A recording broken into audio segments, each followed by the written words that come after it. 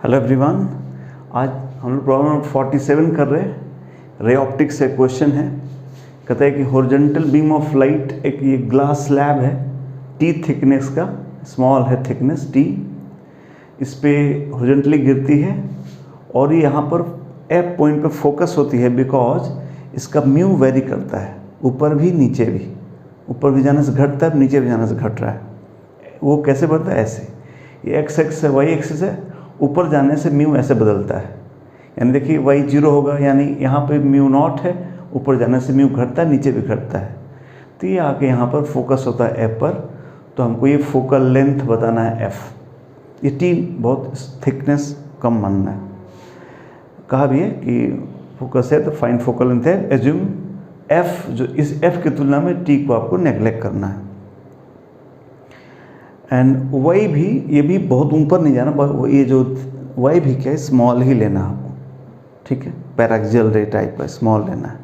तो आपको focal length F बताना है। तो आप ट्राई कीजिए क्वेश्चन, फिर मैं आपके लिए करता हूँ। Okay, so I think must have tried this question. और ऐसा क्वेश्चन करने का एक तरीका ही होता है, कोई आपको इसमें ऑप्टिक्स में जो रेगुलर फॉर्मूले पढ़ते हैं उससे नहीं होते हैं क्वेश्चन, इसको अलग ढंग से करते हैं। और हमेशा ऐसा करना, जहाँ म्यू ऐसे वेरी कर दे कुछ में भी, तो हमेशा से ऑप्टिकल पाथ का जो कॉन्सेप्ट है उससे करना चाहिए। ऑप्टिकल पाथ का मतलब कि एक वर्ड जो किसी मीडियम में, अगर हम कुछ टाइम में किसी मीडियम में चलते हैं तो उतना ही टाइम में जितना हम वैक्यूम में चलते हैं वो डिस्टेंस उस मीडियम का ऑप्टिकल पाथ कहलाता है। आप ये बात जानते होंगे। फर्मेट प्रिंसिपल होता है, फर्मेट प्रिंसिपल के हिसाब से light always follow list time taking path, light always follow list time taking path.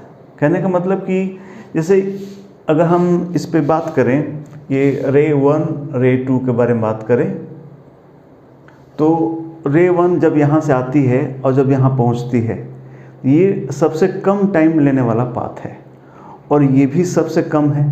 ये रे 2 को भी यहाँ से आने में सबसे कम टाइम लगना चाहिए, तो दोनों ही सबसे कम है, यानी दोनों पाथ क्या होने चाहिए? बराबर होने चाहिए, लिस्ट होने चाहिए टाइम के हिसाब से।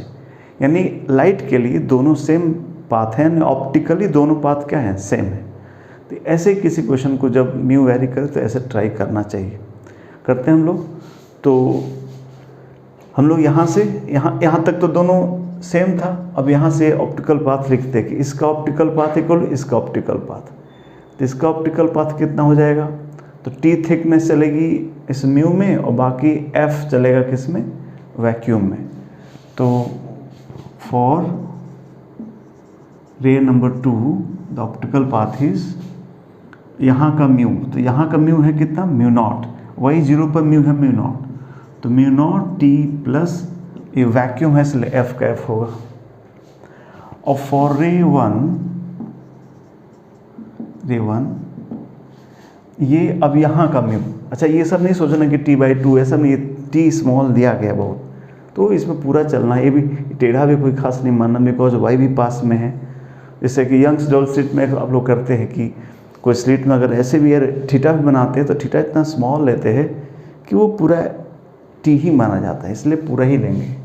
बट मान लेते ये वाई दूरी पे है, यहाँ से वाई दूरी पर अगर ये रे आया है तो यहाँ का और इसका ऑप्टिकल पाथ कितना हो जाएगा? वहाँ का म्यू इंटू टी, वहाँ का म्यू है mu not 1 minus y square upon y not का स्क्वायर इंटू टी।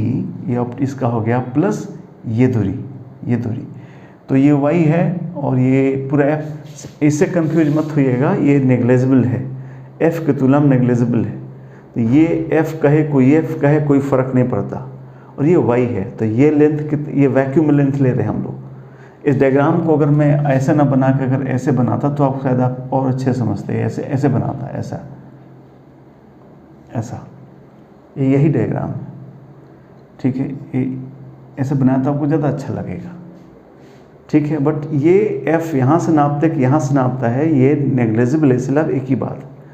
सो ये हो गया प्लस ये दूरी, ये वाई है और ये एफ है, तो वो दूरी हो जाएगा प्लस कितना? √Y square plus F square, ठीक है। और ये दोनों के लिए दोनों पाथ सेम होना चाहिए, बिकॉज दोनों लिस्ट टाइम टेकिंग पाथ।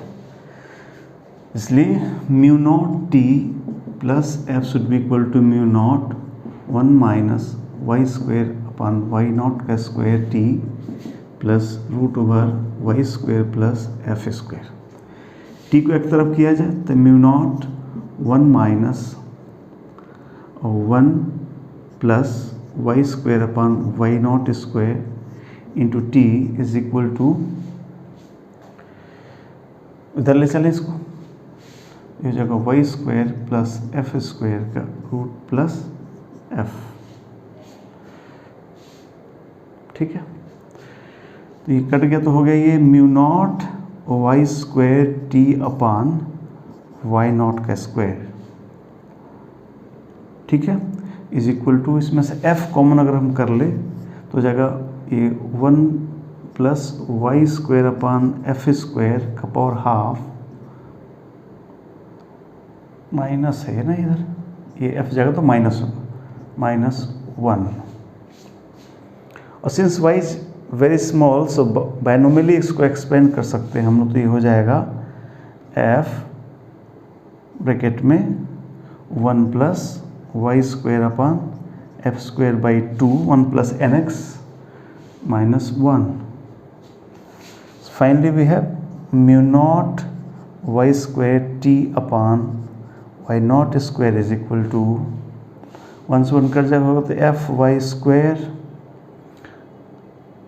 ये 1 से 1 कट जाएगा, एफ से एफ कट जाएगा एक, तो जाएगा अपॉन 2f। ठीक है, यहाँ से हम f निकाल लेंगे, यहाँ से वाई स्क्वायर कैंसिल हो जाएगा, so we have f is equal to कितना हो जाएगा, वाई नॉट स्क्वायर अपॉन कितना 2 mu nought T, f equal to Y not square upon 2 mu nought T, this is the focal length. ठीक है, which is almost is constant for this combination. So ये जब भी ऐसा कोई medium का change हो, वेरिएबल हो, तो आपको हमेशा ऑप्टिकल पाथ से क्वेश्चन ट्राई करना चाहिए। ठीक है, तो ये ऑप्टिक्स से हमने आपके लिए क्वेश्चन किया। नेक्स्ट क्वेश्चन किसी और टॉपिक से करते हैं। Thank you.